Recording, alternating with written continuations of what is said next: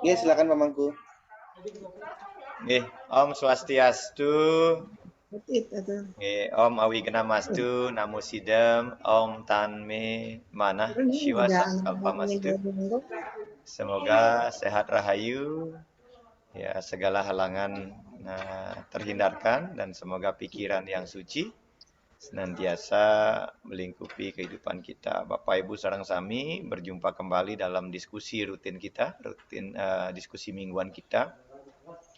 Hari ini kita akan memasuki adya yang ke-9, sloka 21 sampai 25. Nanti kita akan membahas tentang sloka-sloka yang sangat menarik. Sloka-sloka yang selama ini ya banyak mengundang perdebatan dan bahkan juga mungkin sempat membingungkan kita. Bahkan juga mungkin sempat meragukan serada dan bakti kita kepada Ida Sang Yang Widi Wasa dan kemahakuasaan beliau. Baik, seperti biasa, sebagai awal, mari kita awali diskusi kita pada pagi hari ini dengan berdoa bersama-sama ke hadapan Ida Sang Widi Wasa. Semoga atas karunia beliau kita bisa mendapatkan saripati daripada Bhagavad Gita yang akan kita bahas hari ini. Kita bersama-sama berdoa. Om apavitra pavitra Sharva Vastang Gato Piva Yasmare Pundarikaksam Sabahya Abhyantara Suci Sri Vishnu Sri Vishnu Sri Vishnu Om Tat Sat Iti Srimad Bhagavad Gita Upanishadsu Brahma Vidyayam Yoga Sastre Sri Krishna Arjuna Samwade. Matur suksema Bapak Ibu sareng sami. Baik, kita bahas sloka yang ke-21. Niki menggunakan nada yang panjang. Kita pelan-pelan saja nggih. Titam bhuktva swargalokam wisalam. Nggih. Titam bhuktva swargalokam wisalam. Titam bhuktva swargalokam wisalam. Titam bhuktva swargalokam wisalam. Ine punye maratya lokam wisanti. Sine punya maratya lokam wisanti. Evam trayidaramam anuprapana. Evam trayidaramam anuprapana. Gata gatam kama kama labante. Gata gatam kama kama labante. Titam bhuktva swargalokam wisalam. Titam bhuktva swargalokam wisalam. Titam bhuktva swargalokam wisalam.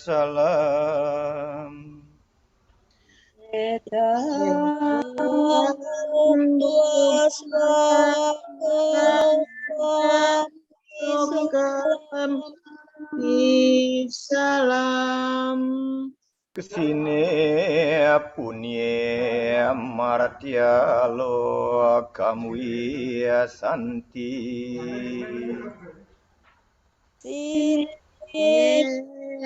Punya Marja lokam wisanti. Ewam trayi dharma manu aparapana. Ewam trayi anupapana Gata gatam kama kamalabante. Gadam kamalabate.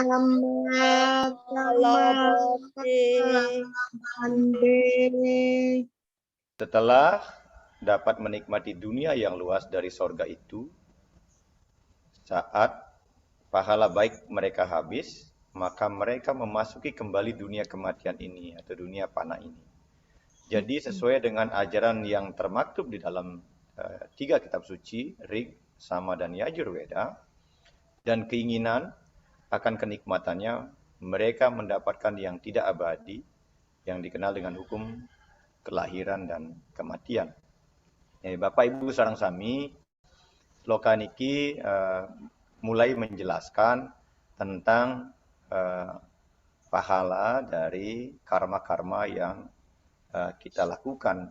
Kalau motivasi kita hidup di dunia ini hanya untuk sekedar mendapatkan sorga atau neraka, maka ketika pahala-pahala kebajikan itu sudah habis kita nikmati, maka kita akan kembali terjebak dalam lingkaran punarbawa atau kelahiran kembali melalui samsara niki. Nah, apa yang kita bisa renungkan dari sloka niki? Yang pertama, Bapak Ibu, bahwa sloka ini menjelaskan bahwa kenikmatan surgawi ya, dari dan alam-alam surgawi itu bersifat sementara. Jadi ini untuk membuktikan, untuk menegaskan kembali bahwa tujuan utama kita sebagai umat Hindu bukanlah mencapai surga, tetapi kembali bersatu kepada Desa Sang Hyang Moksa. Tidak berada di sampingnya, tidak berada di sisinya, tapi amor ring acintia, kembali bersatu kepada beliau Desa Sang Hyang.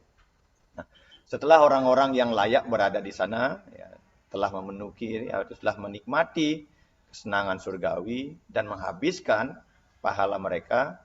Nah, ketika sudah habis tentu akan kembali lagi numitis manumadi ke dunia ini. Entah sebagai manusia, entah sebagai makhluk-makhluk yang lain. Ini tergantung daripada kualitas karma yang kita bangun pada kehidupan. Jadi, untuk pencapaian sorga tidak memenuhi pencarian sejatinya jiwa kita, yaitu kehidupan yang abadi. Nah, kita semua tentu sudah pernah berada di sorga berkali-kali dalam kehidupan, ya, berbagai macam kehidupan. Bahkan mungkin puluhan, ratusan, bahkan ribuan kehidupan kita sudah pernah mengalami kehidupan sorga, neraka, lahir lagi, sorga, neraka. Ya. Namun rasa lapar, ya, rasa haus kita agar bisa kembali kepada Desa Sang Hyang Dewasa, akan kebahagiaan yang tak terbatas, inilah yang membuat kita terus berputar dalam siklus kehidupan ini. Ini yang katanya tidak terpuaskan. Karena kita merasa belum mencapai titik terakhir, titik finish dari pencarian jati diri kita sebagai manusia. Di dalam Ramayana itu dikatakan swargahu, ya, swalpa anta dukkha dai. Jadi pencapaian surga itu bersifat sementara dan diikuti oleh kesengsaraan. Nah, ini tentu menjadi renungan kita untuk menegaskan kembali bahwa tujuan agama Hindu tidak hanya pada surga dan neraka, tetapi pun kalau kita mencapai surga dan neraka itu adalah karena akumulasi dari karma kebaikan dan ketidakbaikan yang kita lakukan semasa hidup. Ini yang kita bisa renungkan bersama-sama terkait dengan kesementaraan sifat dari surga itu sendiri. Baik, kita lanjutkan apa yang juga kita bisa renungkan di dalam sloka 21 ini. Nah, di antara begitu banyak bentuk yang diterima ya dalam kehidupan ini ya di seluruh tempat, baik yang lebih rendah atau yang lebih tinggi, ya hanya kelahiran menjadi manusialah yang menawarkan kesempatan untuk bisa mencapai realisasi Tuhan. Ini penting dicatat bahwa kelahiran menggunakan badan manusia adalah kelahiran yang maha mulia, maha utama. Di dalam Sarasa Musaya dikatakan demikian bahwa kelahiran menjadi manusia saat ini adalah kelahiran yang utama yang harus kita syukuri walaupun kita hidup menderita, karena melalui badan manusia inilah kita bisa merubah karma yang tidak baik melalui karma kebaikan. Jadi ini yang harus disyukuri, makanya tidak boleh menyia-nyiakan ya, kesempatan saat ini kita hidup menggunakan badan manusia. Karena di dalam beberapa teks yang saya sempat baca, teks lokal, misalnya dalam teks-teks kematian, misalnya Aji Pelelayon, itu dikatakan bahwa manusia ini sudah satu level di bawah dewa gitu. Ya. Jadi tinggal satu level lagi naik. Dan ada juga yang teologi yang mengatakan bahwa oleh karena itulah kitab suci mengatakan bahwa bahkan para dewa yang ada di alam-alam sorga pun berdoa untuk bisa dilahirkan ke dunia sebagai manusia. Sehingga mereka dapat memperbaiki kesalahan mereka sebelumnya dengan pergi ke surga dan berjuang menuju realisasi Tuhan. Jadi dalam teologi niki bahkan para dewa pun kemudian bisa melakukan hal-hal yang kurang baik. Makanya kalau ibu-ibu baca Purana kok ada dewa yang saling kutuk, ada dewa yang bisa masuk neraka, ada yang dewa yang kemudian jatuh ke dalam kehidupan-kehidupan yang lebih rendah gitu dan sebagainya. Contoh misalnya, ya mungkin ini sebagai contoh, ini pandangan saya ya. Misalnya Ibu Gusti Putu Chandra gitu, misalnya berdoa gitu suatu hari gitu. Berdoa misalnya memohon karena saking kecewanya berdoa memohon biar bisa ampura, mohon kesaktian gitu misalnya, biar bisa melakukan A, B, dan C, merubah dirinya di A. Kemudian para dewa memberkati, misalnya berdoanya di pura dalam, bertaruh di pura dalam memberkati.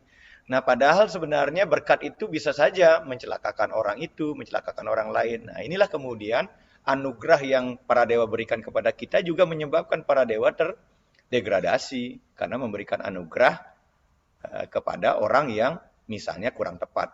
Contoh-contoh dari dalam Itiasa, misalnya kalau kita membaca Mahabharata atau Ramayana, bagaimana para dewa itu jatuh karena misalnya salah memberikan anugerah, misalnya Dewa Brahma salah memberikan anugerah kepada Rahwana gitu misalnya. Akhirnya Rahwana menjadi jahat, Dewa Brahma pun akhirnya mendapatkan dampak dari anugerah itu. Ya ternyata dia tidak bisa menjamin bahwa manusia ini bisa membawa anugerah itu dengan baik. Ya kita kan sering begitu, dikasih anugerah oleh Tuhan, kemudian kita sering menyalahgunakan anugerah itu untuk hal-hal yang tidak baik. Yang memberi anugerah pun akhirnya kena imbas karena dianggap secara spiritual itu tidak kurang baik. Artinya makanya penting. Nah itu sebabnya kelemahan para dewa karena tangannya selalu begini, abaya mudra, selalu memberkati. Apapun yang kita mohon kepada Tuhan pasti diberkati. Makanya harus hati-hati kalau memohon, jangan unas yang aneh-aneh itu. Kalau kita nanti nggak sanggup membawanya, ini penting. Ya, jadi seperti itu maksud saya. Jadi inilah yang menyebabkan kenapa para dewa pun berdoa kepada Tuhan agar mereka nanti kalau inkarnasi agar bisa dilahirkan menjadi manusia, sehingga karena mengapa? Karena hanya melalui badan manusia lah kita bisa merubah perbuatan tidak baik menjadi melalui perbuatan baik, karena kita diberikan budi atau wiweka untuk bisa memilah dan memilih mana yang baik dan mana yang buruk itu. Nah, di dalam Narada Purana juga dikatakan durlabha manusam janma ya jama prartayate tridasar riyapi. Jadi bentuk manusia sangat langka. Jadi kelahiran manusia ini maksudnya sangat langka kita dapatkan. Bahkan para dewa surgawi berdoa untuk mencapainya. Itu loh. Jadi para dewa pun berdoa nanti untuk menebus kesalahan-kesalahan yang para dewa itu lakukan. Itu pun beliau berdoa agar bisa inkarnasi menggunakan tubuh manusia. Makanya ada kisah Betara Siwa reinkarnasi menjadi Raryangon, ya, dan lain sebagainya gitu ya. Ada kisah-kisah dalam Purana kita baca seperti itu. Nah, ketika makhluk surgawi saja merindukan kelahiran manusia, Lalu mengapa kita manusia hanya mengharapkan surga saja gitu loh. Jangan, ya ayo kita bercita-cita saya harus mencapai moksa gitu. Jangan mengecilkan ya susastra kita sudah memberikan peluang bahwa manusia Hindu bisa mencapai moksa, jangan hanya berhenti di sorga gitu maksud saya.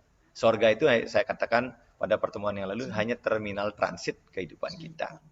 Nah, sebaliknya tentu kita harus meningkatkan serada bakti kita, keyakinan kita untuk memiliki tujuan, untuk bisa merealisasikan Tuhan, tentu dengan melibatkan diri kita secara totalitas dalam bakti kepada beliau, bakti kepada Sang Hyang Widi. Lakukan segala hal yang kita lakukan dalam kehidupan ini sebagai bakti kepada beliau. Orang motivasi modern mengatakan, jadikanlah tugas pekerjaanmu sebagai ibadahmu kepada Tuhan. Gitu ya. Jadi seperti itu. Saya kira motivator-motivator modern mengutip pemahaman Niki, menjadikan tugas kita sebagai ibadah. Atau menjadikan saudara kita sebagai yadnya, sebagai bakti kepada Tuhan. Hanya dengan cara itulah kita akan bisa diberikan kesempatan untuk merealisasikan Tuhan dalam kehidupan kita.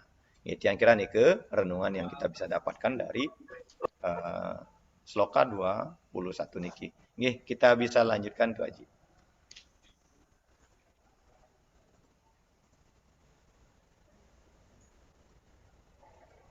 Ya, di dalam Sloka 22 bisa kita wacan juga bersama-sama. Ananias cintayantumam. Nggih. Ananias cintayantumam. Ye jana paryupasate. Ye jana paryupasate. Desam nitya biyoktanam. Desam nitya biyuktanam.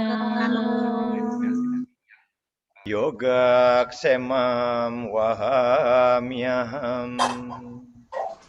Yoga ksemam wahamyaham. Ananias cintayantumam. Ananias cintayantumam. Ye jana paryupasate. Ye jana paryupasate. Tesam nitya abhyuktanam. Desam nitya biyuktanam. Yoga ksemam wahamyaham. Yoga ksemam wahamyaham. Ananias cintayantumam. Akan tetapi mereka yang menyembah aku memusatkan pikirannya hanya pada aku, kepada mereka yang selalu tekun. Aku memberikan apa yang mereka butuhkan dan memberi dan melindungi pada apa yang telah mereka miliki. Wah, ini janji Tuhan, yang ini janji sastra, ya janji kitab suci kita kepada diri kita. Ya, kalau kita mampu memuja Tuhan, memuliakan Tuhan, memusatkan pikiran kita hanya kepada beliau sebagai dengan penuh rasa bakti, ya, dengan penuh tekun atau penuh disiplin, ya, Tuhan tidak saja akan memberikan apa yang menjadi kebutuhan kita, tetapi juga beliau akan memberikan atau akan melindungi apa-apa yang telah kita miliki selama ini. Ini tentu merupakan anugerah yang luar biasa bagi kita sebagai umat Hindu, ya, yang dimana susastranya memberikan kita peluang bahwa Ida Sang Hyang Widi Wasa sedemikian asihnya kepada kita. Ya. Ini penting. Ya, Tuhan saja begitu asihnya, begitu pemurahnya kepada kita. Nah, tentu kita harus juga melaksanakan sesuatu agar kita layak menerima anugerah itu. Itu jadi pertanyaannya adalah bagaimana caranya agar kita layak menerima anugerah itu. Tentu syaratnya adalah bagaimana kita bisa melakukan, memuliakan, memuja beliau, ya, memusatkan pikiran kita kepada beliau dengan penuh disiplin, ya, dengan penuh rasa bakti. Jadi syaratnya nih. Oke, apa yang kita bisa renungkan dari sloka niki, Bapak Ibu sareng sami, bahwa ya Tuhan ini menawarkan jaminan, ya, seperti seorang ibu kepada jiwa-jiwa yang berserah diri secara disiplin kepadanya. Jadi ada sebuah kisah, ya, bagaimana ya seorang anak kecil itu menyerahkan dirinya di pangkuan ibunya, ya, dan meyakini bahwa ibunya akan menyelamatkan dia. Jadi seperti itulah seyogianya kita kepada desa yang dewasa, seperti seorang bayi yang merasa aman dan nyaman ketika berada di bawah pangkuan ibunya. Tuhan juga sebagai ibu kita yang akan mengayomi kita, melindungi kita, tatkala kita mampu menyerahkan diri kita dengan penuh disiplin kepada orang tua kita, kepada beliaunya. Ya, seperti halnya seorang bayi yang menyerahkan kenyamanan dan keamanan hidupnya kepada ibunya. Atau seperti anak kucing, ya anak kucing yang kemudian diselamatkan oleh induknya, walaupun kelihatan itu dicengkeram oleh induknya, tapi si anak kucing ini menyerahkan dirinya, dia meyakini bahwa ibunya akan menyelamatkan dia ke tempat yang aman. Jadi seperti itu, ada namanya Markara Kisuri, jadi ada slokanya seperti itu. Nah, kata-kata yang digunakan adalah wahamiyaham, yang berarti aku secara pribadi memikul beban memelihara para penyembahku. Nih kalau saya bandingkan dengan Ampuru, ya, dengan konsep agama sebelah gitu ya. Ya, kalau ada Tuhan itu menjadi juru selamat, sebenarnya dalam tradisi Hindu pun bahwa Tuhan sesungguhnya adalah yang akan memikul beban, ya, dan memberikan kita kepada keselamatan. Syaratnya hanya satu, berserah diri secara disiplin kepadanya. Nah, seperti halnya seorang pria yang sudah menikah, tentu dia akan memikul beban mengasihi istri dan anak-anaknya. Dalam konteks sloka 22 niki, Tuhan menyanyikan dua hal kepada para pemujanya yang penuh bakti, yang penuh disiplin. Yang pertama adalah yoga. Beliau akan menganugerahkan kepada para pemujanya aset spiritual yang tidak bisa mereka miliki. Ini merupakan karunia. Jadi kalau tatkala kita memuliakan Tuhan, memuja Tuhan, bakti kepada beliau, maka Tuhan akan memberikan aset spiritual. Jadi yoga itu artinya yuj, berhubungan.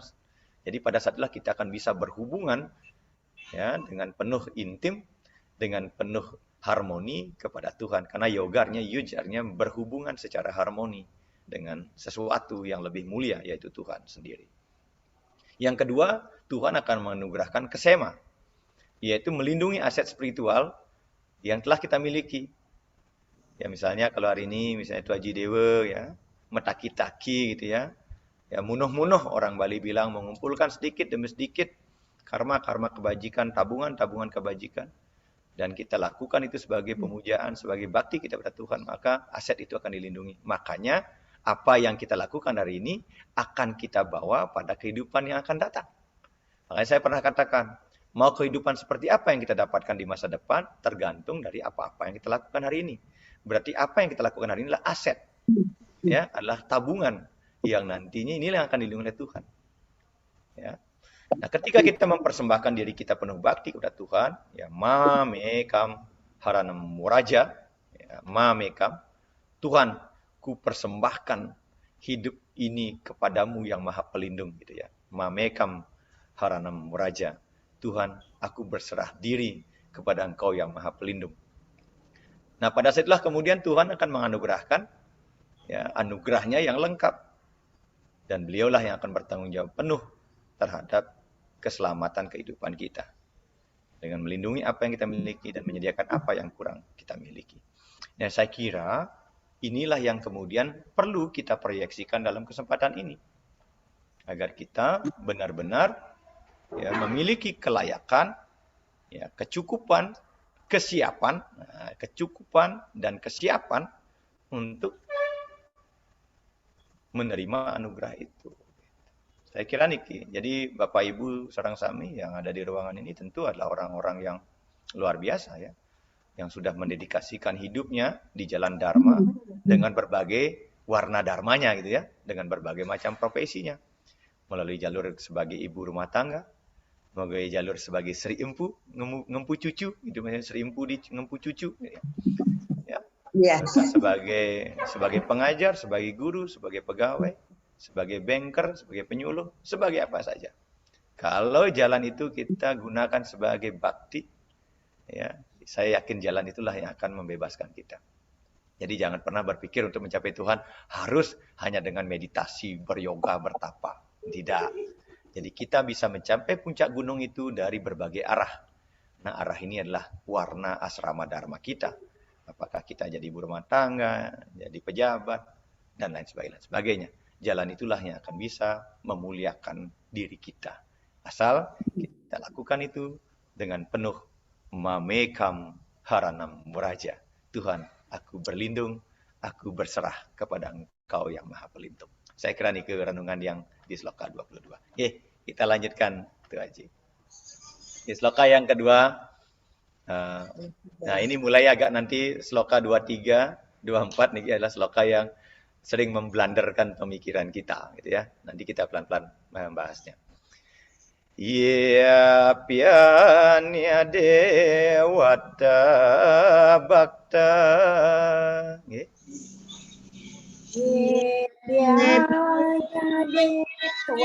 Dewata bakta. Ya jante sradayan wita. Jante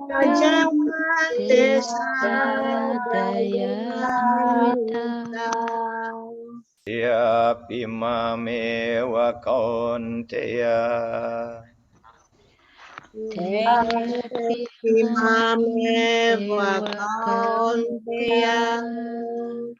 Ya janti awi di purwakam. Ya janti awi purwakam. Ye pianya dewata bakta. Ye pianya dewata bakta. Ya jante sradayan wita. Ya janti sradayan wita. Ya pimam ewa kaunteya. Ya pimam ewa kaunteya. Ya janti awi di purwakam. Ya janti awi di purwakam. Meskipun mereka berbakti kepada para dewa, asal mereka menyembahnya dengan penuh kepercayaan, mereka juga beriadnya kepadaku, wahai Arjuna putra Kunti, meskipun tidak menurut ketentuan yang sebenarnya. Jadi ada kata yang membingungkan yang baris terakhir.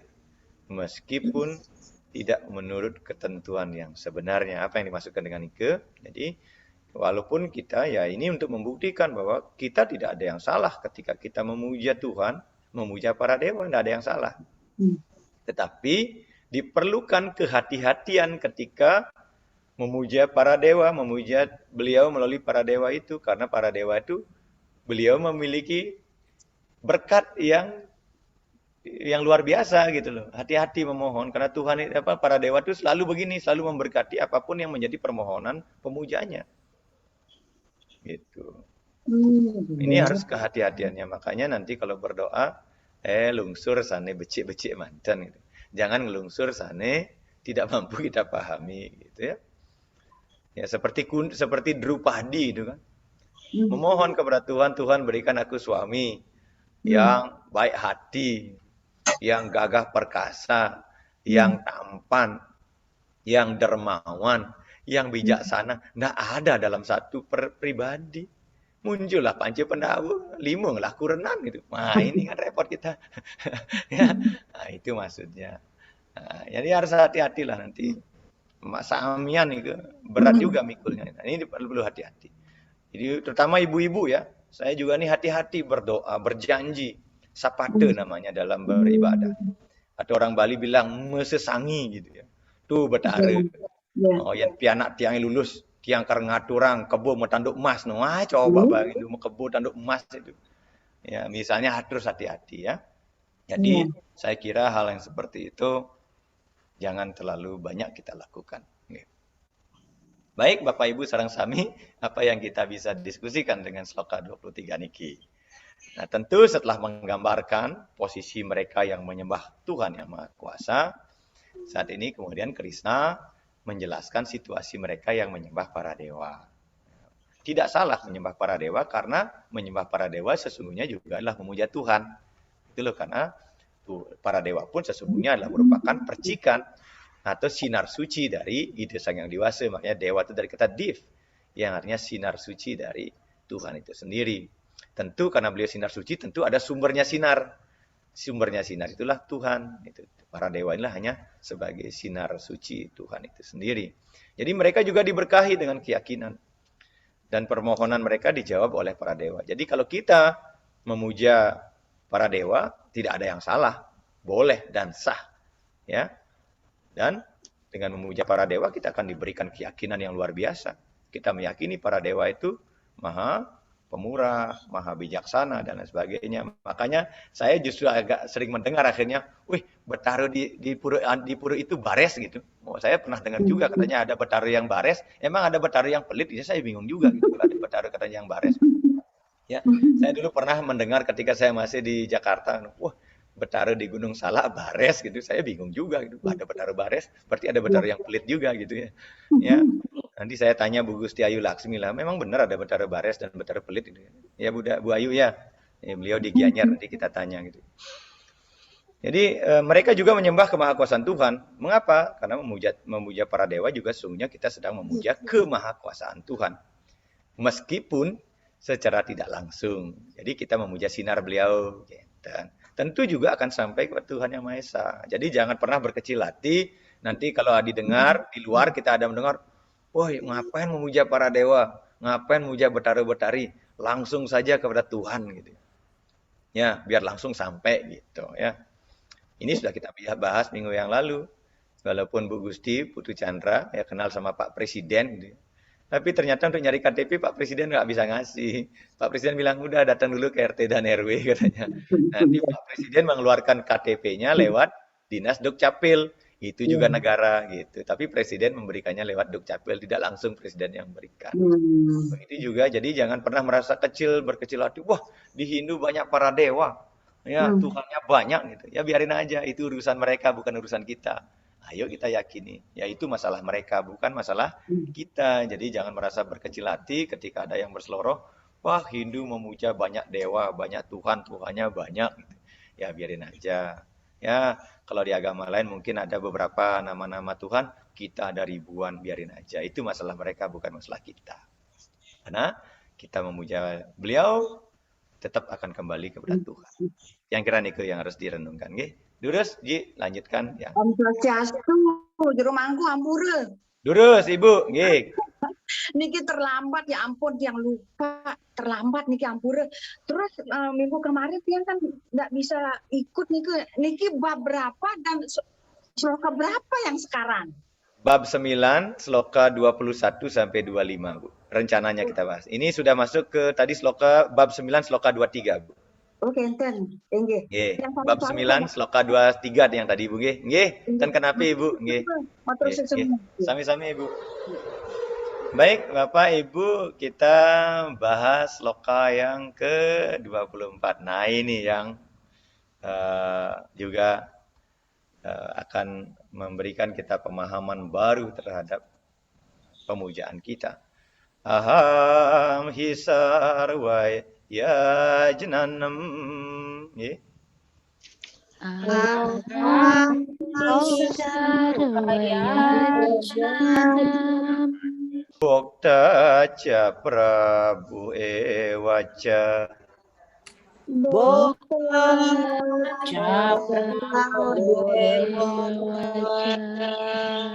Natu mam abijananti.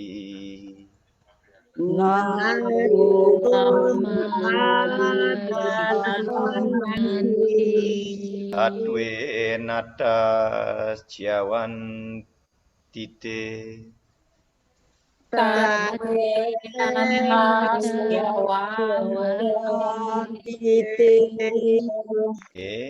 Aham hi sarvaya jnanam.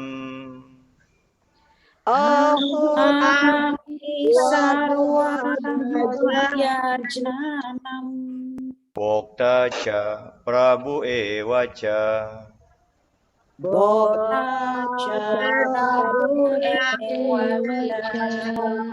Natu mam abijananti.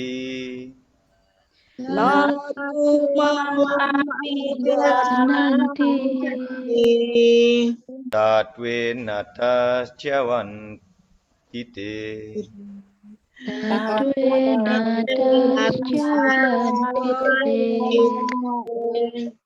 Karena aku adalah penikmat dan penguasa dari semua yadnya. Nah, ini untuk menegaskan lagi.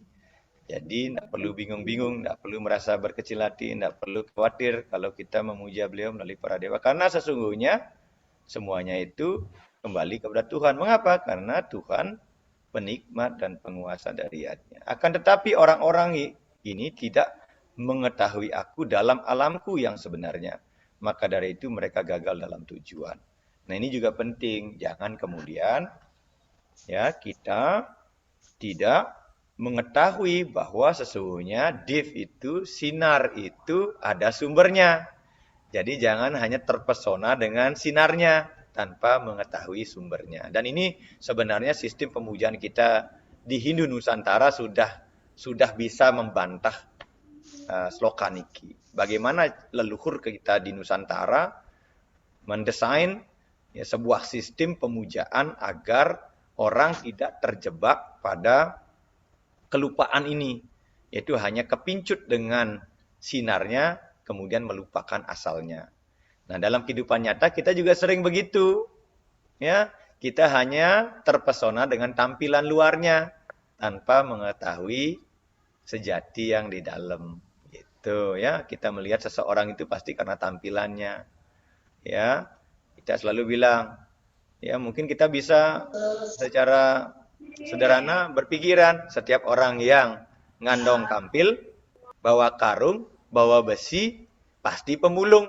Ternyata dia miliarder yang mau beli mobil. Nah, kita kadang-kadang terjebak. Kita ya pelangap-pelongo juga akhirnya gitu. Kita kirain yang berdasi, ya wajah mentereng, kirain pejabat, tahu-tahunya penjahat. Nah, kok tuh kan.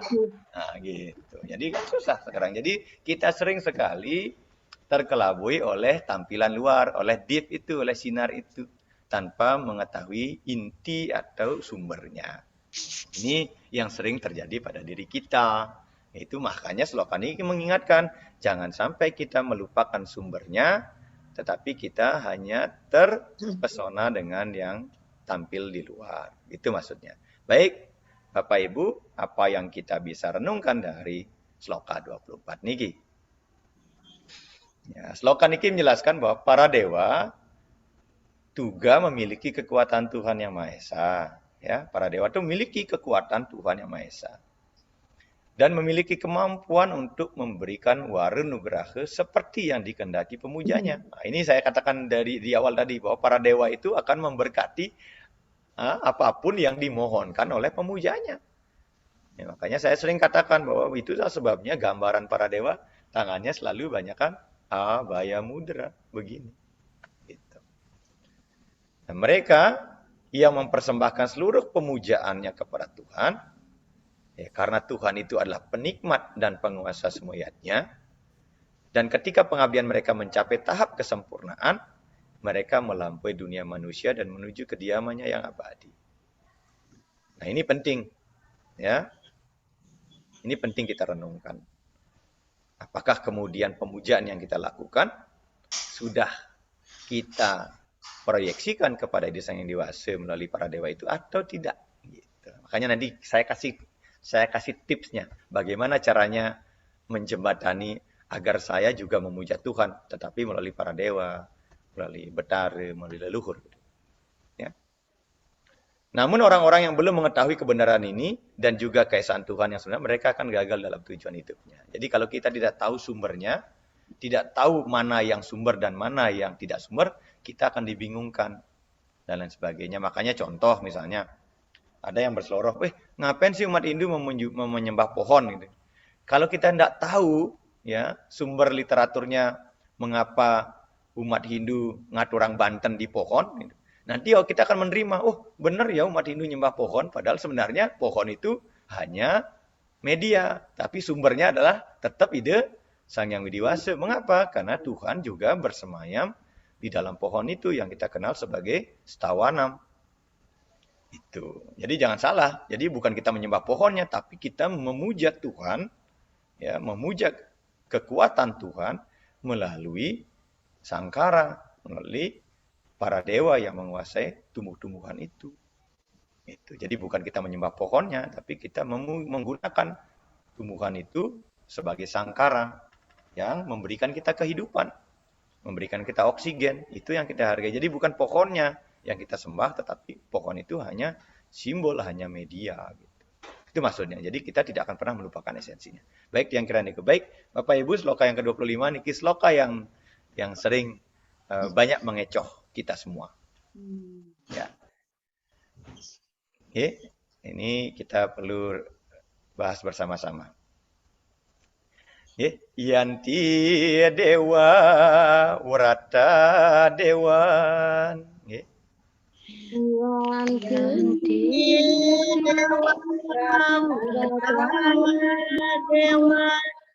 Pitrin yanti pitri wrata.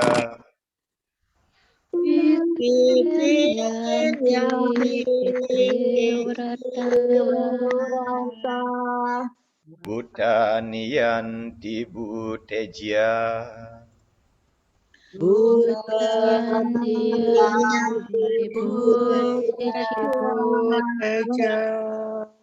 Yanti madya jino apimam.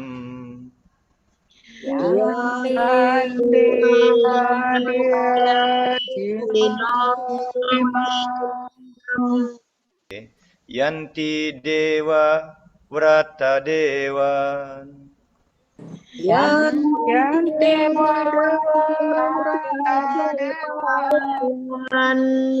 Pitrin yanti pitri wrata.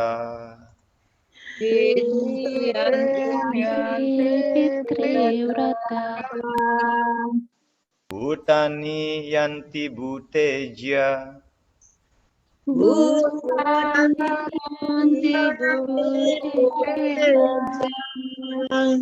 Yanti madya jino pimam. Ya,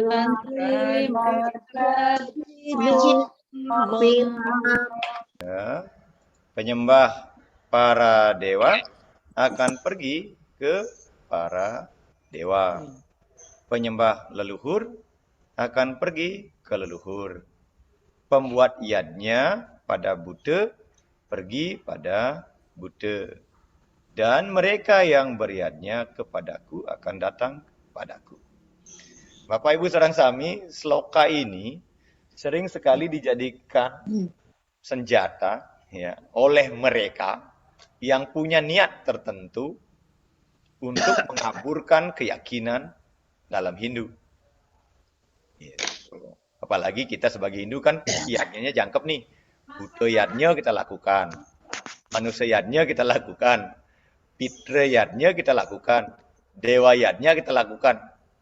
Bayangin nggak itu kalau sloka ini kita pahami secara parsial.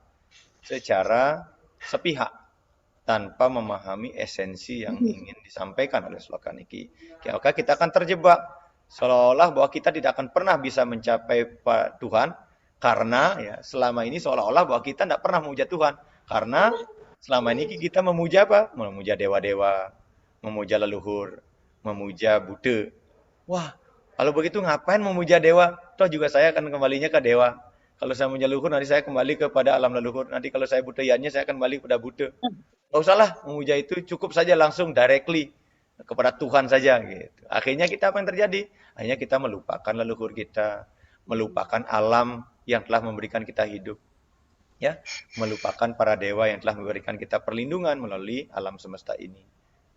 Itu kita melupakan Batara Brahma melalui api, kita melupakan Batara Bayu melalui udara, kita melupakan Baruna melalui air, melupakan Wisnu yang memberikan kita air, melupakan Batara Laksmi yang memberikan kita kesejahteraan, kekayaan dan lain sebagainya. Oh, langsung aja kepada Tuhan. Nah, ini.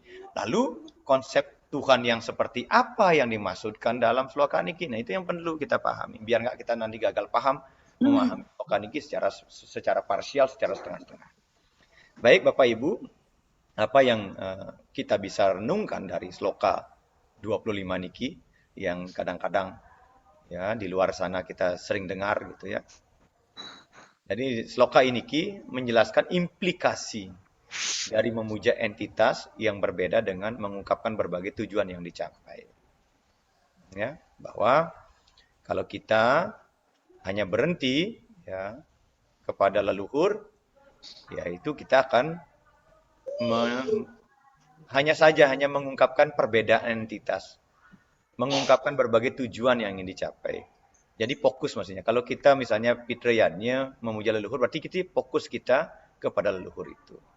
Kalau kita memuja berupacara panca budayanya, berarti fokus kita kepada alam semesta, kepada panca maha Buddha. Dan kalau kita misalnya memuja para dewa, berarti fokus kita kepada para dewa. Hanya itu saja. Di awal sudah saya katakan, walaupun kita memuja dewa, asal itu dilakukan dengan penuh keyakinan dan kemantapan, dia juga akan sampai kepada Tuhan. Karena para dewa juga adalah merupakan personifikasi dari Tuhan sendiri. Antara sumber dan sinarnya tidak bisa kita lepaskan. Tidak bisa sinar itu berdiri sendiri tanpa sumbernya. Ya, gitu maksudnya. Nah, sloka ini memberikan pengetahuan untuk membantu kita menyimpulkan bahwa untuk mencapai tingkat yang tertinggi dari evolusi spiritual kita, kita harus menyembah Yang Maha Kuasa. Kita tidak boleh melupakan sumbernya, asal muasal alam semesta, asal muasal diri kita. Nah, penyembah tertinggi adalah mereka yang memusatkan pikiran mereka pada kemahakuasaan Tuhan. Nah, kata warata, berketetapan hati dengan penuh usaha. Nah, jiwa-jiwa yang teguh, bertekad untuk menyembah Tuhan dan terlibat dengan teguh dalam pengabdiannya, pergi ke kediamannya yang ilahi setelah kematian. Nah, Bapak Ibu sareng sami, itulah sebabnya ya, leluhur kita, ya, para maharsi kita dari zaman Weda sampai datang ke Indonesia, bahkan sampai ke Bali di Nusantara ini, kemudian membuat sistem pemujaan agar umat Hindu tidak bingung dengan sloka ini. Jadi agar tidak terjebak. Wah, ngapain memuja dewa, ngapain memuja leluhur, ngapain memuja Buddha. Nanti saya tidak akan bisa sampai kepada Tuhan. Itulah sebabnya dalam setiap pemujaan kita kepada ide Sang Yang Widiwasa, kepada Tuhan dengan seluruh manifestasi beliau, selalu kita awali dengan pranawa suci Omkara. Om itulah ide Sang Yang Widiwasa. Baru kita sebut Om Brahma Wisnu Iswara Dewa. Jadi kita sesungguhnya sedang memuja Tuhan yang sama, memuja juga Tuhan yang tertinggi, tetapi melalui jalur para dewa gitu loh. Ya. Misalnya kita muja di perkawinan tetap Om Brahma Wisnu Iswara Dewa atau Om Guru Dewa, Guru Rupam, Guru Madya, Guru Purwam. Jadi kita memuja ide Sang Dewasa, wahai Tuhan yang Maha Kuasa, Om Sang Yang Dewasa. Ya. Engkau adalah leluhur kami. Gitu. Jadi kita memuja beliau juga sebagai leluhur. Dan kita memuliakan Tuhan melalui jalur. Makanya pemujaan kita awali dengan Om. Jadi Bapak Ibu biar enggak nanti kita dikatakan memuja ansih, memuja dewa atau memuja leluhur atau memuja Buddha, maka jangan lupa untuk mengawali setiap doa kita dengan aksara suci Om. Nah, mengapa? Karena begitu mengucapkan Om, juga memuliakan para dewa, betara-betari, leluhur, dan bahkan para Buddha. Bahkan saya ya sebagai pemangku misalnya ngantepang Buddha-yannya. Ya, Om indah te kita sang buta jangitan. Oh, Om di depannya. Om indah te kita sang buta jangitan. Ring purwa desante. Ya, Umanis pancewarante. Yang iswara dewatante. Ya, kiana manusaning ulun ngaturakan tatahan saji caru ayam putih nulus. Yang ngolahakan punang jejatah gitu misalnya. Itu doa buta yadnya. Bukan berarti saya memuja buta saja, tetapi saya sudah mengawalinya, saya sedang memuja Tuhan. Tetapi melalui unsur panca maha buta. Itu maksudnya. Jadi tidak ada masalah Bapak Ibu sareng sami kalau kita sudah mengawalinya dengan Om. Nah, berbeda kalau kita, nah ini penting agar kita tidak terjebak dengan sloka niki. Wah, apakah doa-doa selama ini saya salah ya? Karena saya tidak langsung memuja Tuhan. Padahal sesungguhnya Bapak dan Ibu sudah memuliakan ide Sang Hyang Widiwasa yang tertinggi, yaitu melalui aksara suci Omkara. Makanya di dalam Bhagavad Gita Adhya 10 Sloka 25 sangat tegas dikatakan, ya, Maharsinam berguraham giram asmi ekam aksaram. Di antara aksara aku adalah Omkara. Jadi jelas bahwa kita walaupun sedang di kawitan, di merajan, di sanggah dan lain sebagainya, sesungguhnya kita juga sedang memuja Tuhan. Jadi jangan dikacaukan dengan pemahaman-pemahaman parsial, pemahaman-pemahaman sepihak, bahwa nanti ibu-ibu kena, wah ngapain memuja leluhur, ngapain memuja para dewa, dan ngapain memuja melalui budayanya.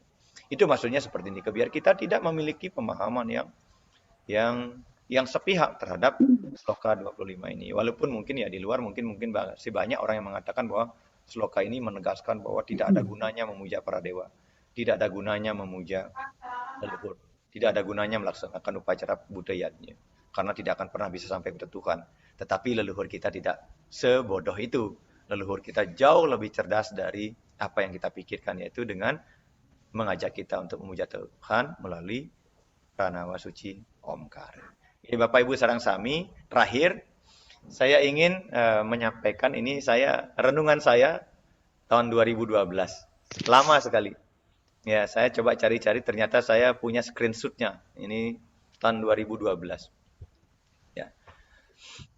Bila mana kita memuja Sang Hyang Widiwasa dengan penuh bakti melalui pikiran, ucapan dan tindakan, kita akan menerima waranugraha dan perlindungannya tanpa diminta. Tanpa diminta, Bu. Ya. Ya, dalam bahasa seberangnya dikatakan demikian.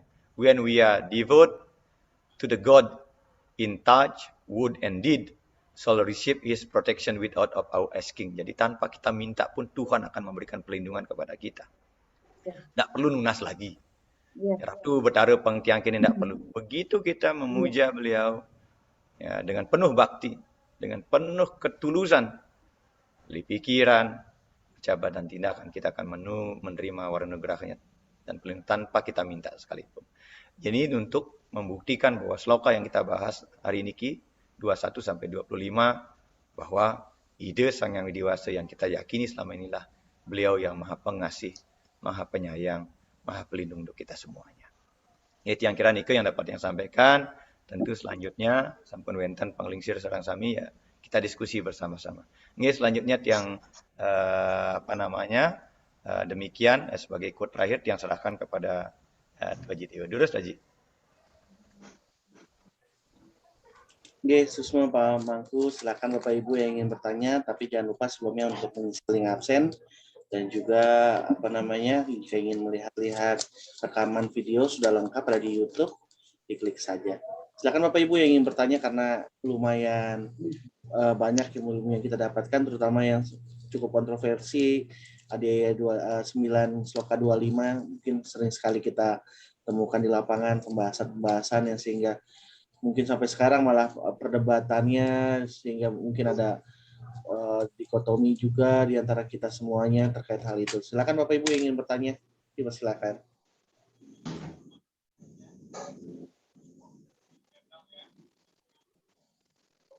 Ikut komen kalau belum ada yang bicara. Oke, silakan Haji. Mumpung belum ada yang tanya. Suksma. Matur suksma Ilmangku untuk paparan hari ini. Yang sedikit aja nambahin, mungkin karena terkait pemujaan kita memang nggak bisa menjudgment, mengatakan benar atau tidak tentang bagaimana orang lain melakukan pemujaan. Kemudian yang berikutnya terkait dengan penggunaan pranawa, omkara, pada setiap mantra. Kalau yang saya perhatikan ini sangat bergantung pada pemahaman dari orang yang mengucapkan mantra. Karena nggak bisa dipungkiri, bisa muncul dua hal sebagaimana yang dikhawatirkan dalam BG 24 bahkan ke BG 25. BG maksudnya sloka 24 atau sloka 25. Nah, dua pemahaman yang berbeda yang nampak umum. Pertama, memang mengartikan bahwa segala sesuatunya bersumber pada Tuhan. Jadi pengucapan Om itu sebagai terjemahan dari Tuhan, lalu mengejawantah pada dewa-dewa yang diungkapkan pada mantra itu. Jadi ejawantahnya. Nah, sedangkan yang satu, pemahaman yang satu, Omnya itu seakan terlupakan dalam pemahamannya, yang muncul hanya dewa-dewa saja. Jadi fokusnya dia memang hanya semata-mata kepada nama dari dewa-dewa itu. Tidak melatar belakangi siapa sumbernya. Misalnya ketika saya ini butuh biar jadi orang kaya gitu. Terus di sini ada puja Laksmi. Dia fokusnya cuma pada Laksminya walaupun ada pengucapan kata Om gitu. Nah, ini hal yang sangat berbeda. Kalau kita ingin merasakannya. Kalau seandainya kedua hal itu tidak bermasalah, harusnya nggak ada lagi orang yang lahir, terutama yang mereka biasa mengucapkan mantra-mantra pada zaman-zaman dulu juga, kan gitu. Nah, ini pada kenyataannya kan tidak. Malah sekarang semakin banyak dewa-dewa yang kita puja pun banyak yang turun jadi manusia, gitu. Nah, artinya kita perlu meluruskan seperti apa yang dikatakan di sloka 23 ya. Apa yang kita lakukan itu pastikan bahwa kita mengikuti ketentuan yang sebenarnya. Ketentuan yang sebenarnya yang diungkapkan oleh para maharesi dan yang biasa disebarkan di Indonesia. Yaitu artinya ada Om nih loh, kita nih fokusnya pada Tuhan gitu. Yang telah mengejawantah gitu dan karena kemampuan tertentunya mewujud dalam bentuk-bentuk sinarnya gitu. Artinya fokus hati kita tetap pada Omnya, bukan pada nama-nama ejawantahnya, apalagi pada anugerahnya gitu. Nah, kemudian kita juga mungkin banyak yang sering dengar atau selorohan, tadi Pak Mangku juga sudah sebutkan mengatakan ada Betaro Bares gitu. Ini malah ada yang lebih ekstrim lagi ketika pikiran kita yang lebih dominan di dalam memahami sesuatu yang tidak kasat mata, cenderung kita tuh sangat terpengaruh oleh batasan pengetahuan kita. Sehingga muncul kata-kata antar para pemuja yang berbeda, yang ini terjadi sebelum zaman Empu Kuturan, dan sekarang mulai lagi tanda-tanda itu akan muncul lagi gitu. Yaitu ngadu kesaktian sesuwunan gitu. Maci nyembah Betarape, terus si A menyembah Betarape, aduh Betaranci ya Betarancang gitu. Nah, ini mulai nampak lagi pemahaman-pemahaman dan perilaku yang seperti ini gitu. Ya nggak bisa dipungkiri karena hal-hal yang turun juga sekarang lahir itu bukan dari roh-roh yang sudah lama menjadi manusia saja, tapi ada roh-roh yang berasal dari para dewa yang memang mempunyai karakter-karakter para dewa dalam arti dimensi-dimensi di atas kita gitu. Yang lahir sebagai manusia dengan kemampuan-kemampuan dasarnya yang memengaruhi sikapnya pada kehidupan sekarang. Mungkin Niki sebagai tambahan saja, silakan matur suksmo. Suksmo Tuaji, luar biasa penajaman beliau tentu sangat kritis ya untuk kita semua. Apa yang beliau sampaikan ya saya terkesima juga kalau sekarang ada istilah ngadu betara.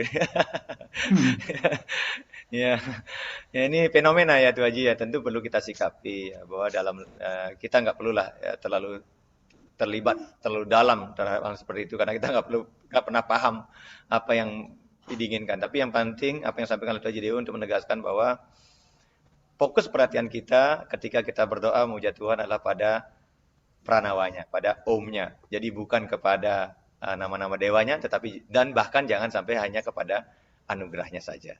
Saya kira ini jadi catatan yang penting. Suksema Tuan Haji sudah menegaskannya. Nggih, durus Bapak Ibu sareng sami, mimbar ini adalah mimbar berdiskusi kita. Durus semua tahun yang lain punya pemahaman, pandangan, pengalaman, kita diskusikan di sini bersama-sama. Nggih, durus.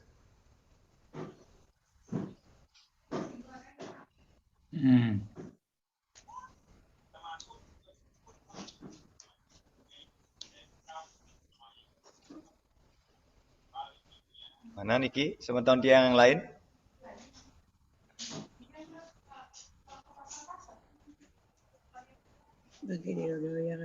Bu Gusti Ayu Laksmi di Gianyar masih on kah? Saya Niki senior tiangnya Niki. Mana dianya masih Tan wenten. Nggih Bapak Ibu sanesiosan durusang Bu Ibu apa Ibu tuenang ruangan niki nggih kita diskusikan bersama-sama.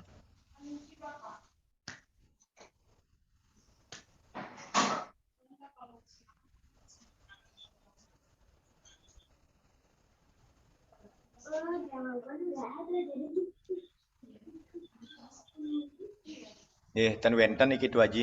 Kayaknya niki apa mogi-mogi apa namanya, apa yang kita diskusikan hari ini, artinya saya yakin karena saya pribadi saya mengalaminya gitu ya, mengalami dulu pada masa-masa kecil saya ya, saya mengalami bahkan terakhir ya saya waktu saya masih di Jakarta dulu ya itu masih sering dengar istilah Betara Bares ya, entah itu bagian daripada mengajak orang untuk mau tirta-yatra ya bagus juga, sebagai bentuk dari motivasi agar orang mau datang ke pura gitu ya. Bahkan ada istilah pura tengat gitu kan, ada pura tengat, ada pura angker dan lain sebagainya.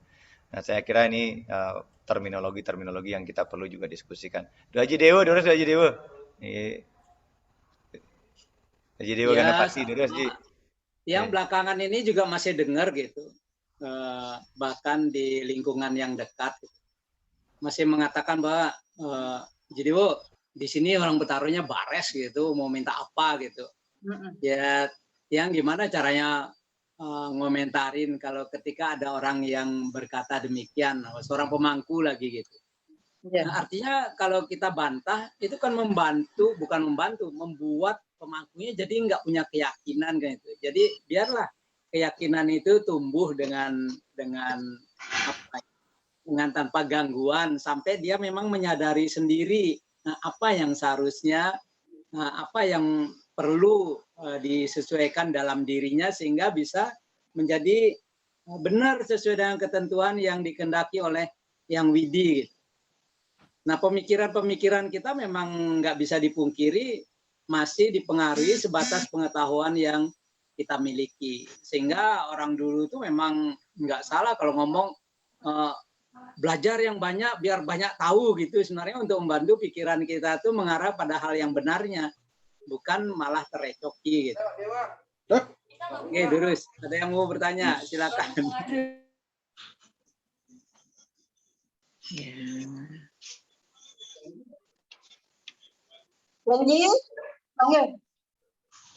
Panggil.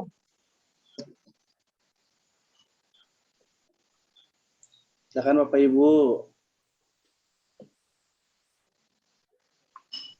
Pada asik semuanya kayak Pak. Sebagai pendengar. Bingung sebenarnya. Pikiran kita itu memang paling mudah untuk dibuat bingung ketika ada bantahan. Namun kalau kita kembalikan ke hal yang hakiki, kita memang harus menggunakan anugerah yang memang telah diberikan kepada diri kita. Kita punya link langsung kepada Tuhan. Kalau tadi Pak Mangku mengatakan bahwa step by step itu iya, ketika kita belum menyadari atau bahkan melupakan anugerah khusus yang diberikan kepada Tuhan, yang selama ini kita tutupi dengan persepsi-persepsi kita. Gitu. Jadi kalau kita gunakan hati kita secara perlahan, nanti dia akan menunjukkan link langsungnya kepada Tuhan. Dan itu tidak dimaksudkan untuk menisbikan atau meniadakan yang lain yang merupakan sinar-sinar suci, bahkan orang-orang, bahkan ciptaan-ciptaan dari beliau, termasuk diri kita sendiri gitu. Jadi kalau kita mau jujur, diri kita, tubuh kita ini persis perilakunya seperti alam semesta.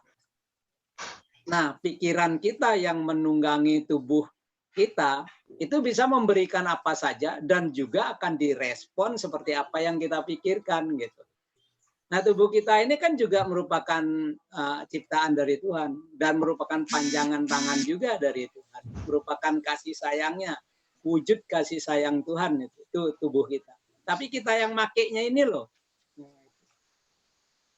Kita apakah terus terpengaruh oleh pemikiran-pemikiran kita semata atau mau mencoba mendengarkan, kalau di Ramayana atau Mahabharata tuh ya, yang perihan teman itu kan mengikuti langkah dari orang yang sadu. Nah, sekarang ini kalau kita menilai orang-orang lain di zaman sekarang untuk sadu kan sulit sekali menemukan kriteria seperti masa lalu gitu. Nah, kalau ingin mengikuti kriteria orang sadu seperti dulu, ya baca kitab-kitab sucinya yang ada sekarang gitu.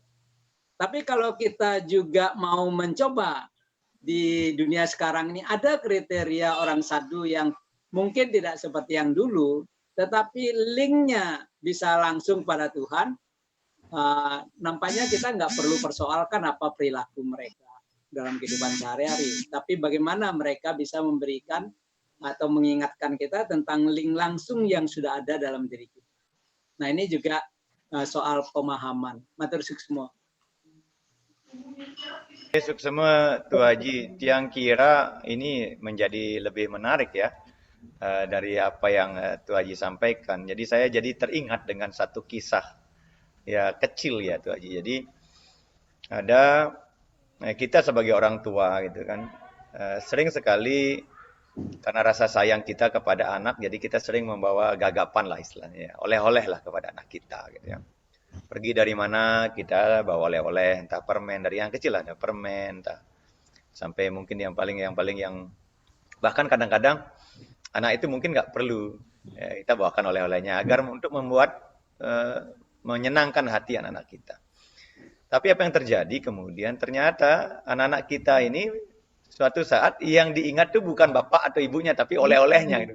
Pak, ya setiap orang datang lupa bilang Om Swastiastu, tapi Pak oleh-olehnya mana gitu. Jadi yang diingatnya oleh-olehnya. Jadi bukan orang tuanya atau bapak atau ibunya. Ini juga bisa terjadi dalam dunia spiritual kita karena kita terproyeksi kepada anugerah-anugerah ya Tuhan itu, sehingga kita kadang-kadang melupakan yang memberi anugerah itu. Yang kita ingat adalah anugerahnya mana gitu. Jadi kita melupakan esensi pemberinya, dari yang kita ingat adalah apa yang diberikan. Nah, ini juga sering menjebak kita. Maksud saya adalah ketika kita melakukan ya bakti, puja kepada Tuhan, ya seperti yang saya katakan tadi, ya kalau kita sudah melakukan sesuatu dengan penuh rasa bakti, melalui pikiran, perkataan dan tindakan tanpa diminta pun Tuhan pasti akan memberikan sesuai dengan motif yang kita mendasari perilaku kita.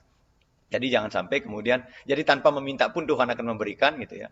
Jangan sampai nanti ketika kita terlalu banyak meminta, akhirnya kita lupa kepada yang memberikan dulu. Yang kita ingat adalah apa yang diberikan. Gitu. Makanya sering terjadi, ada suatu fenomena, ya orang itu mungkin terjebak, mungkin ya menerima kabar, bertaruh di sini barat, berduyun-duyun, akhirnya mereka melakukan sadhana di sana, tapi nggak berhasil.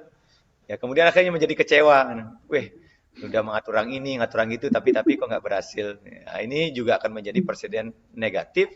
Kemudian seolah-olah bahwa Tuhan itu tidak kasih kepada mereka. Jadi saya juga teringat dengan sebuah pesan dari orang tua ya, mengatakan bahwa karunia akan datang kalau kita siap. Nah, ini saya kira juga kata-kata bijak yang sangat penting kita renungkan, bahwa kapan kita siap, maka saat itulah karunia itu akan datang. Ya, entah ketika misalnya Ampuro ya, ada orang yang mencari guru dan sebagainya. Ketika muridnya siap, katanya guru akan datang. Nah, pertanyaannya adalah apakah saat ini kita sudah cukup memiliki kesiapan skala lahir dan batin, ya jasmani dan rohani untuk menerima anugerah itu gitu. Jangan-jangan apa yang kita ucapkan melalui pemujaan kita itu, melalui sembah bakti kita, jangan-jangan tidak dengan penuh kesiapan, tapi hanya sebatas ya pangsekuala milu, ikut-ikutan, dan sebagainya. Ini penting. Makanya koreksi pertamanya adalah bawa dia ke dalam. Apakah apa yang saya lakukan hari ini, saya lakukan dengan penuh kesiapan atau tidak? Karena begitu kita melakukan sesuatu dengan penuh kesiapan, maka di saat itulah kita akan melibatkan diri kita secara totalitas dalam kegiatan itu. Nah, kalau kita tidak dengan penuh kesiapan, ya kita tidak akan bisa menikmati apa yang kita lakukan. Ya kita hanya seperti mesin, seperti robot saja, seperti mesin mekanis. Gitu. Jadi dunia rohani bukan mesin mekanis robot seperti itu.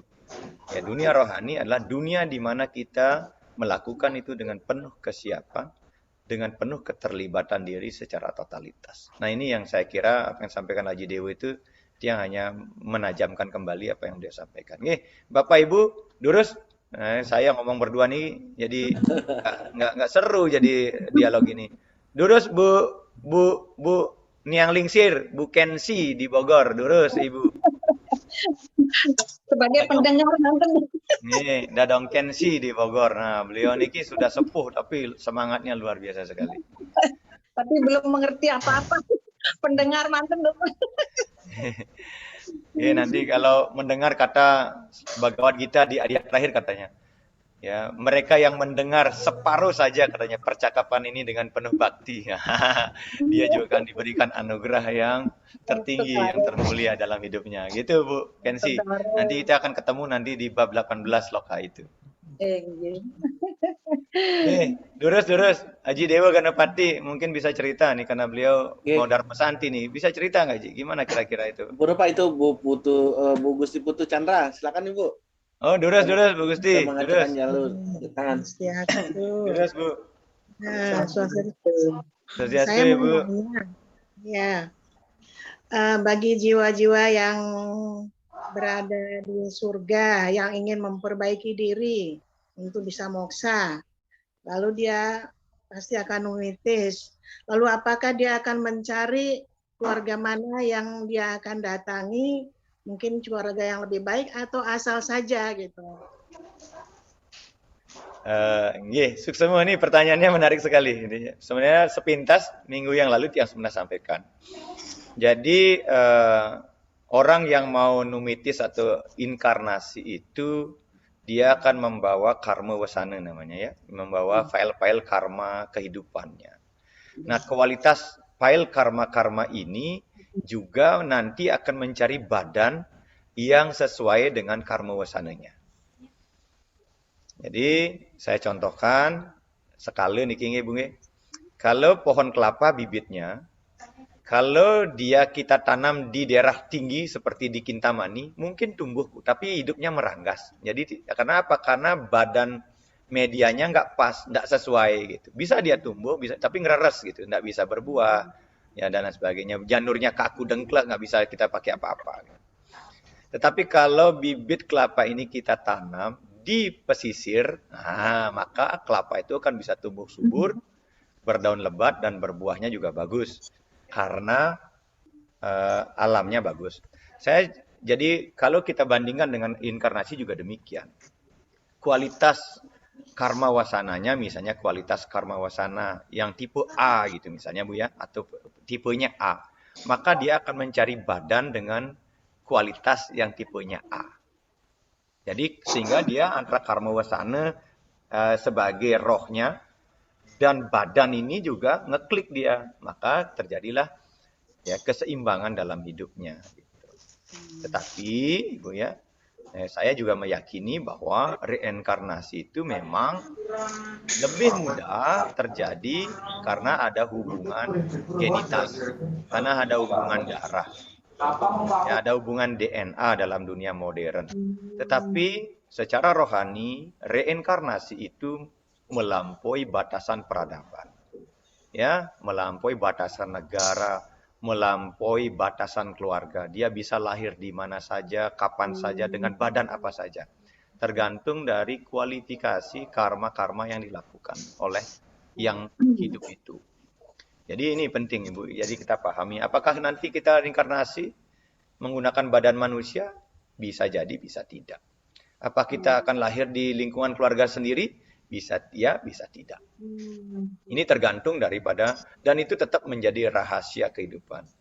Rahasia alam semesta. Walaupun ada sebagian dari orang yang mampu merunut ya kelahiran-kelahiran sebelumnya. Dia pernah lahir di mana, sebagai apa, ngapain, dan kemudian dia sampai mungkin kelahirannya saat ini. Ada sebagian orang yang memiliki, yang diberikan anugerah oleh Tuhan untuk mengetahui itu.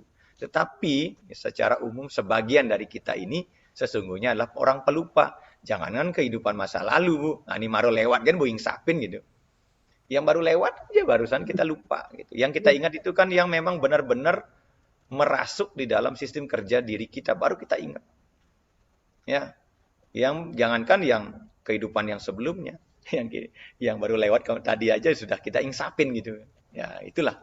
Jadi makanya kenapa kok kita nggak bisa ingat terhadap kehidupan kita masa lalu. Itu sengaja ya secara desain alam semesta agar kita tidak terlalu berfokus kepada kehidupan kita masa lalu kita. Yang harus kita lakukanlah mendesain, memanfaatkan kesempatan kita saat ini. Makanya saya katakan, seperti apa kehidupan kita saat ini, itu tergantung dari apa-apa yang kita lakukan di masa lalu. Nah, apakah kehidupan kita saat ini bahagia, damai, tenang, tentram, sentosa, dan lain sebagainya? Tentu itu adalah karena apa-apa yang telah kita lakukan di masa lalu. Dan kehidupan seperti apa yang kita inginkan di masa yang akan datang, itu tergantung dari apa-apa yang kita lakukan dalam kehidupan kita saat ini. Nah, itu aja. Nanti kalau kita mau bercita-cita agar saya nanti lahir lagi menjadi badan manusia, maka perilaku yang harus kita desain saat ini adalah perilaku-perilaku yang mendukung agar kita bisa memiliki kelayakan untuk nanti seandainya inkarnasi lagi menjadi manusia, biar jatuh menjadi menggunakan badan hewan, menggunakan badan tumbuhan atau menggunakan badan virus gitu misalnya. Seperti Haji Dewa tadi katakan, saat ini banyak ahli-ahli mengatakan bahwa di zaman milenial ini banyak sekali orang-orang indigo yang lahir. Karena setelah ditelusuri ternyata adalah roh-roh yang dulu masa dulu adalah roh-roh waskita katanya gitu ya. Bisa jadi gitu. Hanya banyak orang-orang pintar, orang cerdas, orang indigo saat ini lahir.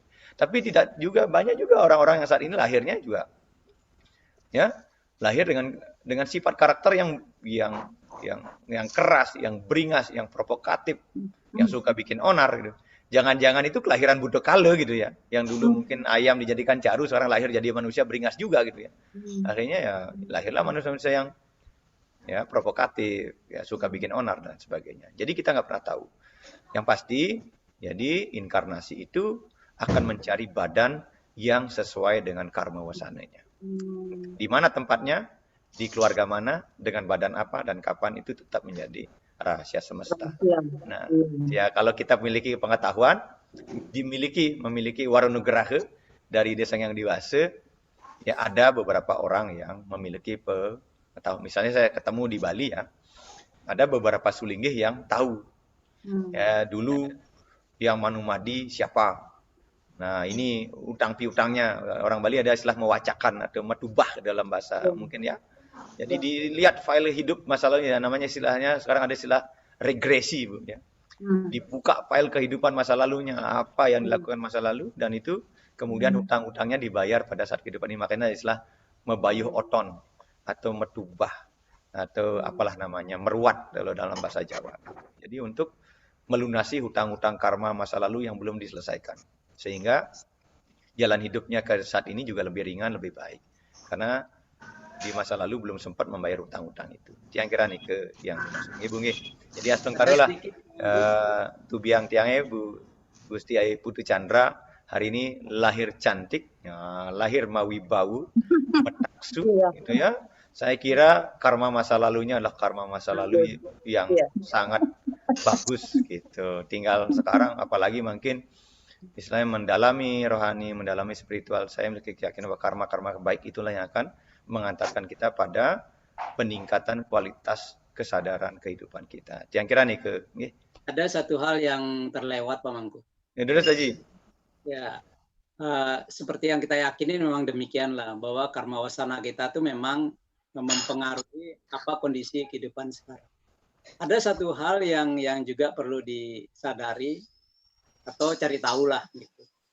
Bahwa karma wasana yang kita bawa sekarang ini, yang membentuk kondisi kita sekarang itu, juga dimaksudkan untuk agar kita bisa menyelesaikan dari apa yang kurang di masa lalu, apa yang keliru di masa lalu.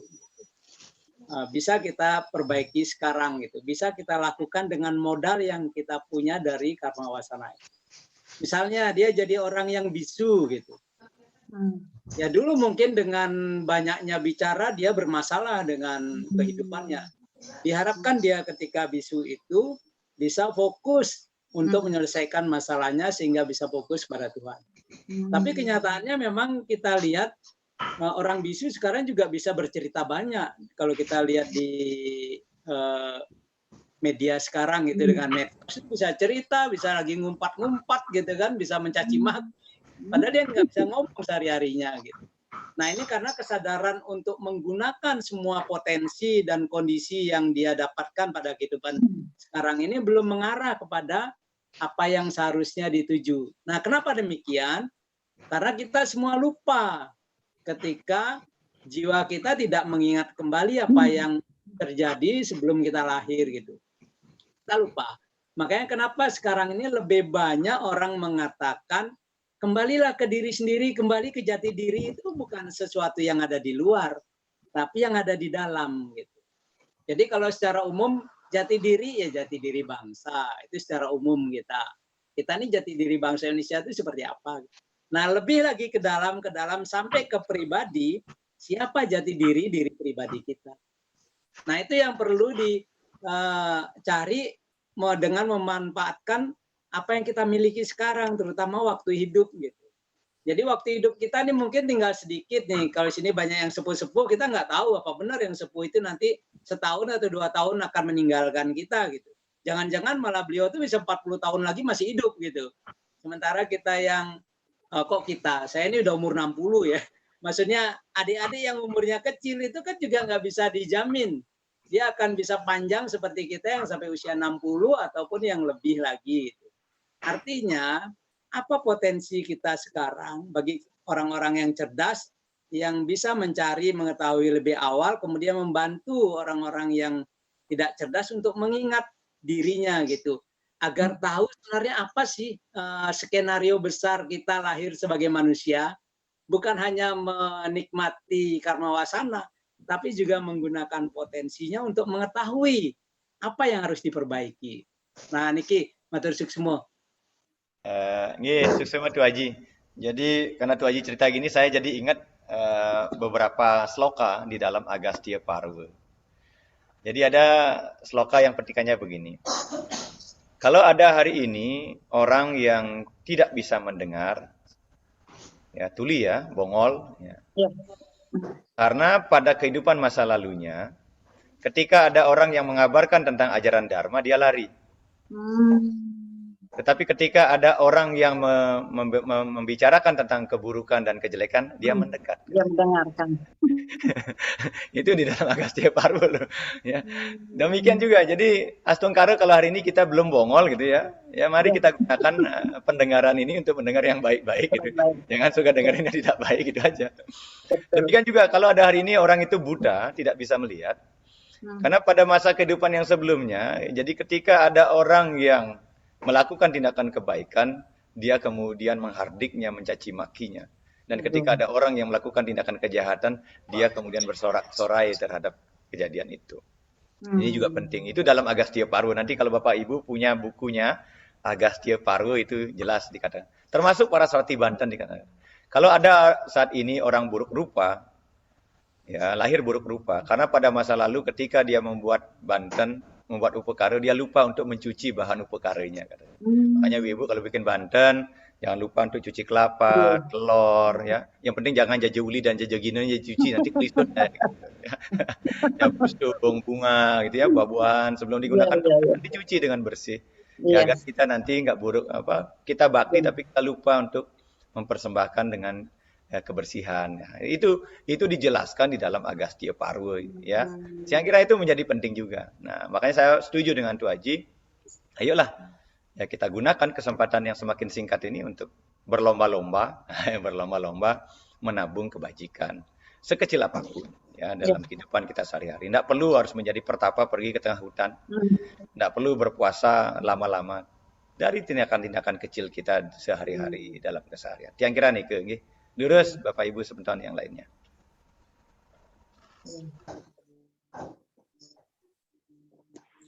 Oke, Pemangku, karena sudah pukul 10:30 Jakarta, 11:30 Bali, mungkin pertemuan kali ini kita cukupkan dulu. Terima kasih Bapak Ibu semuanya.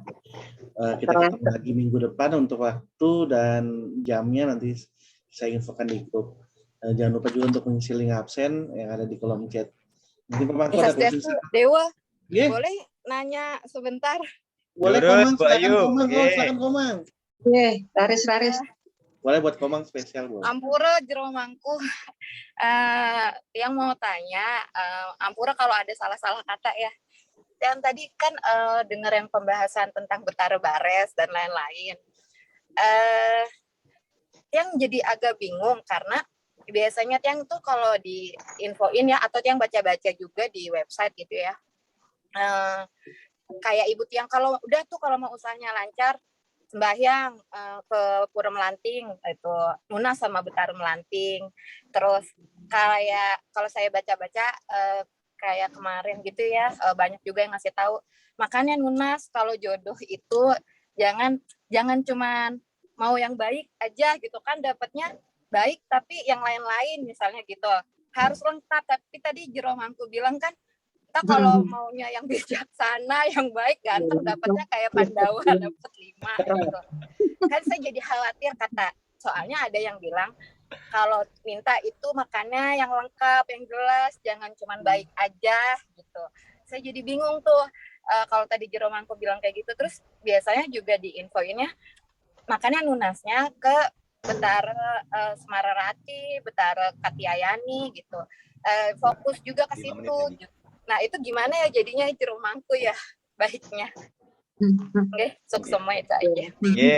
Bu Ayu, saya kira mungkin ada sesuatu yang belum tersampaikan ini Bu Ayu. Ya saya kira gini ya, memohon sesuatu itu sah-sah saja. Jadi manusia itu diberikan kehendak bebas oleh Tuhan untuk lakukan apa saja.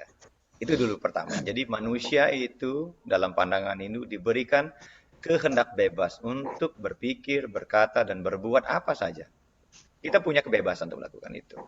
Tapi dengan catatan bahwa setiap hal yang kita lakukan itu akan juga berdampak kembali kepada diri kita ini yang kita kenal sebagai hukum karma pala.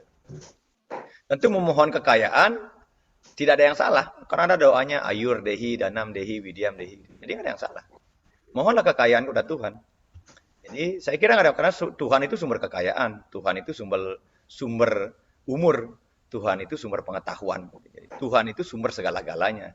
Jadi tidak ada masalah kita memohon apa saja kepada Tuhan. Nah, kepedulian misalnya ada lunaslah ke Betara Melanting juga tidak ada masalah gitu. Tetapi apakah kemudian apa yang menjadi motif kita untuk memohon itu yang penting juga dasarnya. Apakah kita memohon kekayaan hanya untuk memang benar memperkaya diri atau tidak dengan yang terakhir? Karena doa itu harus lengkap dipahami. Misalnya datang ke Melanting itu misalnya. Doanya kan begini. Ayur dehi, danam dehi, widyam dehi, rajeswari. Samsta makilam dehi, dehime parameswari. Tuhan, berikan aku umur panjang, berikan aku sumber kekayaan, berikan aku sumber pengetahuan. Dan berikan aku kemampuan untuk mengasihi mereka yang membutuhkan. Terakhirnya justru ada di sana. Nah, apakah kita memohon itu dalam rangka apa? Gitu. Jadi saya kira tidak ada masalah. Jadi permohonan yang lengkap, saya setuju. Pohon yang lengkap ya. Ya, kita kan pengennya yang baik-baik semua. Tidak ada yang tidak baik yang kita mohonkan. Itu pertama. Makanya doa yang terbaik itu ya para pemangku, pandita selalu berdoa yang terbaik. Sarwesam swasti bawantu, sarwesam santih bawantu, sarwesam purnam bawantu, sarwesam manggalam bawantu. Semuanya baik-baik. Dan saya kira itu yang harus kita lakukan. Tetapi juga kita tidak boleh kemudian muluk-muluk gitu misalnya. Ya karena Drupadi kan juga saya katakan kenapa Drupadi tidak bisa 5 sifat itu ada dalam satu orang gitu ya. Itu untuk memberikan gambaran bahwa manusia sesungguhnya juga punya limitasi kapasitas. kita punya limit. Jadi kapasitas kita juga limitasi. Apakah kemudian dengan seluruh karunia itu yang kita mohonkan itu yang begitu banyaknya akan mampu kita manage dengan baik? Itu persoalannya. Itu loh, itu kan apa yang dialami oleh Drupadi adalah sebagai pelajaran bahwa kepada kita untuk menunjukkan bahwa manusia juga sejatinya adalah makhluk yang terbatas yang tidak akan bisa mampu menguasai seluruh anugerah yang dia mohonkan yang Tuhan berikan. Itu maksudnya. Jadi itu juga gambaran. Nah, kita juga seperti itu. Apakah nanti kita contoh mohon kaya, pangsuge, semuanya kita mohon, tapi kita melupakan bahwa kita hidup sebagai manusia juga terbatas. Saya contohkan, ada beberapa hal yang pasti akan kita dapatkan. Satu, lahir. Dua, berkembang. Ketika usia muda. Yang keempat, kita akan mengalami suka dan duka. Kita akan mengalami penyakit, usia tua, dan mati. Itu pasti akan kita dapatkan. Tetapi kita kadang-kadang menolak takdir, ya. Saya kata kita menolak hal itu, gitu. Sehingga kita selalu mohon umur panjang, selalu mohon kebaikan, selalu mohon kebahagiaan. Kita lupa bahwa di dalam hidup kita sebagai manusia ada suka, duka, lara, pati yang tidak bisa kita hindarkan. Ini alam yang mendesainnya, kita nggak bisa akan menghindarkan. Nah, tetapi doanya mestinya kita rubah. Tuhan, berikan hamba kemampuan untuk mengatasi apapun yang akan hamba hadapi. Mau dia suka, mau dia duka, mau dia sakit, mau dia kematian. Nah, ini kalau saya mencoba untuk merubah doa saya, tidak lagi memohon A, B, dan C. Tapi saya akan selalu berdoa, Tuhan berikan hamba kemampuan untuk mengatasi segala hal yang akan hamba hadapi. Itu. Jadi saya merubahnya, sehingga apapun yang terjadi, mau suka, mau duka, mau saya bahagia, mau saya kaya, dan sebagainya, saya tetap akan bisa mengelola anugerah-anugerah itu. Saya kira Niki yang perlu kita lakukan. Jadi tidak semata-mata memohon biar kita sugih, biar kita dapat A, B, dan C, tapi kemudian setelah kita dapat anugerah itu, kita kemudian tidak memiliki kemampuan untuk memanagenya. Ini yang kemudian akan banyak menjerumuskan kehidupan kita. Dan Bu Ayu. Suksema. Sama, Mang. Gitu kira-kira Mang biar cepat dapat jodoh.